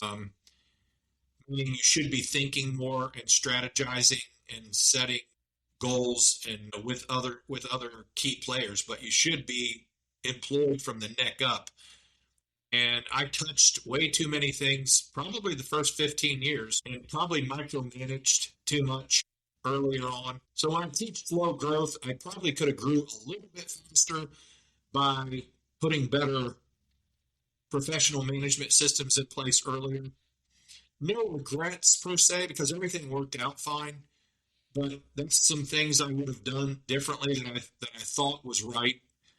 I thought I was the best salesman in the world until I invested in a really good salesperson and even put them through a series of tests to match me, strengths, weaknesses. And they tripled my sales the first year. Bought them a brand new GMC Denali truck. Actually gave them the one which was like 2 years old. Bought me a new one. So, we're our biggest problem. Just doing things a little bit differently as an owner. I would have done differently. I'd say I was a member of mixed groups, through the ACCA, where you visit other companies and learn from them. I did that really well. I probably would have done more of that. Okay. You can't learn enough, and you can't take enough ideas from other people. So when I said I had 14 or 15 coaches, I did. And I kept getting better coaches and better coaches and better coaches, because I'd wring that sponge.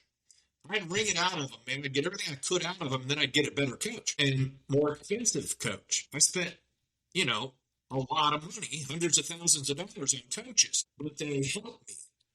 I have no ego when it comes to helping me. And I'm blown away today by business owners who will not invest in a good coach. And if you tell someone, well, I charge $5,000 a month, they're like, $5,000 a month? They think that's high. I just can't tell you what I paid for a good coach that helped take us to the next level that nobody had hit yet. When you grow 46% in 2008, that didn't just come from me. That came from a lot of strategy from other people that helped me and my board of advisors who challenged me. And I don't know what, a lot of people just want free advice, but you kind of get what you pay for. Yeah. So, I probably would have, I don't know. I also say this, I say there's a lot of things I wouldn't do any different, because if I'd have done it differently, I might be in a different place today and I don't know where I'd be. Yeah. I know where I ended up was what I call life accomplished, and it's good. Doesn't mean I'm perfect. Doesn't mean everything's perfect. It just means I did a few things really good and right, and I landed in a good place. Okay. So there's just not a whole lot I would want to redo, because I don't know where it would take me. Yeah. But those are some things. Touching too many things, micromanaging, and selling on my own way too long. You think you're the owner and that you could sell better than anybody. I was good. But the team that I left, the team that I trained and met with almost every day, we were closing close to 80%. Wow. And that's pretty impressive. It's very strong. And we role played, and we had a lot of fun, and we screened out a lot of the calls. That means we didn't run every call that came in, nor should you, because if someone was getting more than a certain amount of estimates, we would ask them a few questions, and if they were stuck on getting 7 estimates, we'd say, you know what, go ahead and get your 6 or 7, and if you really think you need another one, then give us a call, because I don't want to be in that stack. Yeah. And if they weren't making a decision right away or anything like that, we screened the calls, so the calls we ran were prime customers or candidates to close a sale. Because I often said, I don't hire salespeople, I hire closers. And we did it with no pressure. I think when I left, we had 3,600 Google reviews. Not one of those ever said, McAfee pressured me to buy. Not one. We had fun selling. We had a technique, and it was powerful. And we celebrated every sale, because without a sale, we don't eat. And I don't care how big you get, you're feeding a lot of people. And so we celebrated sales all the way to the end. Well, I know you're doing some coaching now. You spoke there a lot about coaching. How does someone find a quality coach? How do you screen out that coach that's going to help you go to the next level versus, it seems like everybody is in consulting and coaching nowadays, and I run into a lot of them that aren't worth getting their free advice, much less paying for. How do you find a quality coach? Well, first of all, you ask around, and you find somebody that has used a coach that they recommend. It's if you just Google one, I'll probably come up in the top 10 even today, but you need to interview the coach. Don't ever hire anyone that hasn't done what you want them to do for you. These coaches out there never ran a company. These coaches are in groups, these big groups of coaching, charging tens of thousands of dollars to coach, that were managers of big businesses. Most heating and air conditioning, plumbing, electrical, landscape, lawn care, roofing, we're not huge businesses. Average is like 10 people or 10 to 20 people. So why do you want a guy that managed, 100 people and 1,000-person company coaching you in a small business? I don't. So I always stuck with, what have they done on their own? What could they do for me? And that's one of my questions when I interviewed them. Okay, I've went this far. This is what we're doing. We're not broken. Now, there are companies that I've coached that are completely broken that need fixed. But I would tell people, we're not broken. I just want to get to the next level. Are you able to do that for me? You're not fixing anything. If you come in here and try to fix things, I'm going to fire you, because we're not broke. So get a recommendation. Find out what kind of reviews they have, and have they been there, done that?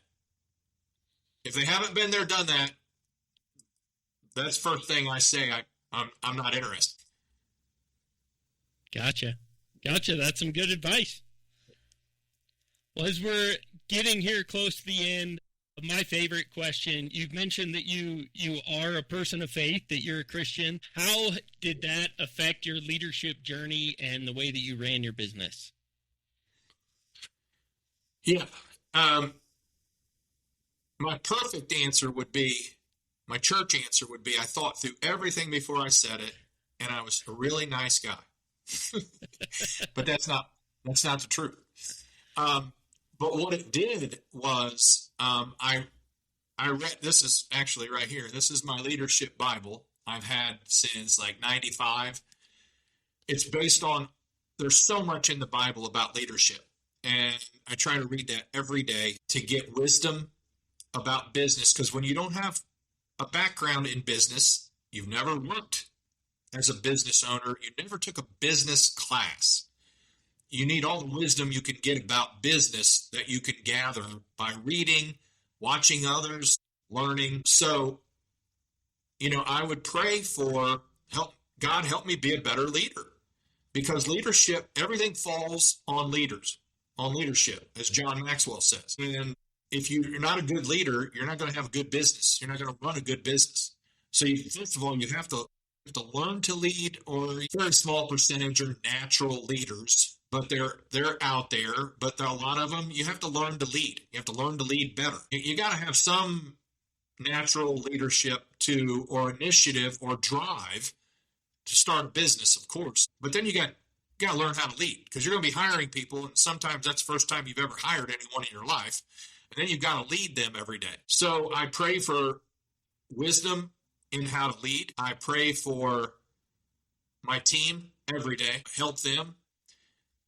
There are family issues and hurts, pain, divorce, children issues that people go through every day. It got to be where people my team would text me or meet with me and say, hey, could you just pray for me? I'm going through a rough time. We're going through a divorce. And that's cool. Or my son is on drugs, or my daughter ran away, or who knows? I mean, multiple things.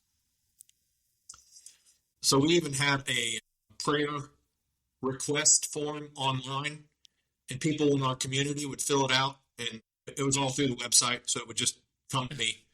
And we would pray for people's problems and challenges in life. Everybody has a challenge in life.